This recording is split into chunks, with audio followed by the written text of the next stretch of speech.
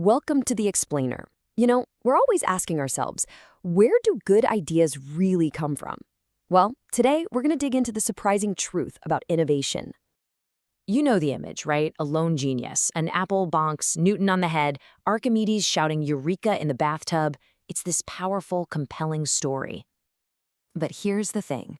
What if that whole story is a myth? Author Stephen Johnson argues the truth is way more interesting. It's not about a lone genius. It's about connected networks. It's not a sudden breakthrough. It's a slow hunch. It's not a clean eureka moment. It's a gradual, messy exploration.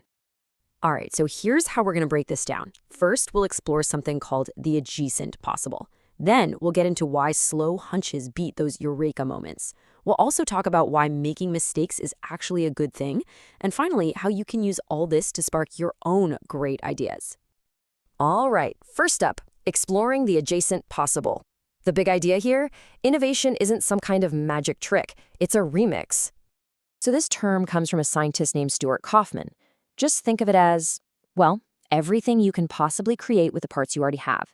It's like you're in a house full of doors. You can't just teleport to the 10th room down the hall. Nope. You have to open the next door, the adjacent one.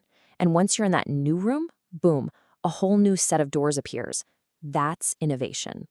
Okay, this is a fantastic example of how this works in the real world. So you've got this problem. Modern baby incubators are amazing. But in developing countries, if one breaks down in a remote village, good luck finding a spare part. It's basically useless. So a team led by Timothy Prestero asked, okay, what do we have? What's in our adjacent possible? And you know what they realized? Car parts. They're everywhere. So they built the Neo-Nurture incubator entirely out of stuff you'd find in a car. Headlights for warmth, dashboard fans for circulation, door chimes for alarms. Absolutely brilliant. They didn't invent a newfangled microchip. They just remixed what was already there. Okay, so ideas are remixes. But how do those remixes actually take shape in our brains? That brings us to our second big idea, nurturing the slow hunch. Because, let's be real, breakthroughs almost never happen in a flash. Yeah, forget the eureka moment. Most great ideas start out as what Johnson calls a slow hunch. You know that feeling? It's like a little whisper in the back of your mind. It's incomplete, it's kind of fragile, and it can hang around for months, sometimes even years. It's a piece of a puzzle, and it desperately needs to bump into another piece to become something real. And this is a really tragic example of what happens when those hunches don't connect. So in the months leading up to 9/11, you had two separate slow hunches simmering inside the FBI. An agent in Phoenix had this hunch that bin Laden was sending guys to U.S. flight schools. At the same time, agents in Minnesota were suspicious of one particular student.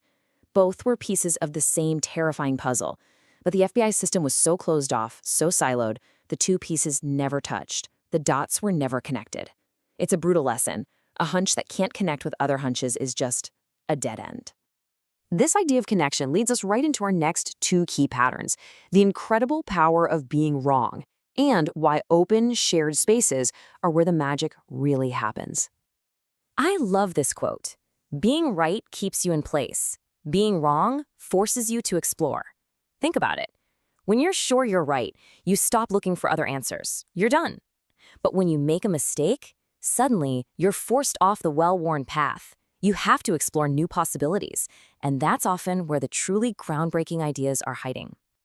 Take the inventor Lee DeForest. He was fiddling with his wireless equipment and noticed something weird.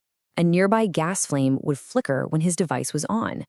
Now, his theory for why this was happening was completely, totally wrong, but he didn't care. He kept chasing this error, this anomaly, and by exploring that mistake, he accidentally stumbled upon the principle behind the audion tube. Just the little invention that became the foundation for radio, TV, and, oh yeah, computers, all from chasing a mistake. And what's so cool is that these kinds of discoveries often create what we call platforms. The audion tube wasn't just a single gadget. It was a launch pad that let countless other innovations take off. It's the same idea as when Twitter opened up its API to developers. They basically said, here are the building blocks, go nuts. And thousands of new apps and services were created that Twitter's own team never would have dreamed of. It's all about creating an open space for ideas to build on each other. Okay, so we've talked about adjacent possibles, slow hunches, and happy accidents. So, what does this all mean for you? How can you actually start having more good ideas in your own life? Look, The key is to be really intentional about creating an environment where these patterns can flourish. This means you got to increase your inputs, read books on stuff you know nothing about, talk to people outside your bubble, expose yourself to different fields, and you absolutely have to document everything. Keep a notebook, use an app, whatever, just capture those little slow hunches before they vanish. You've got to embrace serendipity. Go work from a coffee shop, take a different route home. The whole point is to get more parts on the table. The more building blocks you have, the more amazing combinations you can create. So, in the end, that whole myth of the lone genius having a eureka moment, it's just a story we tell ourselves. The real story of innovation is way messier, way more collaborative, and frankly, way more interesting. It's about connecting the dots. It's about remixing the world around us. So now that you know the secret sauce, the only question left is, what parts are on your table? What are you going to build?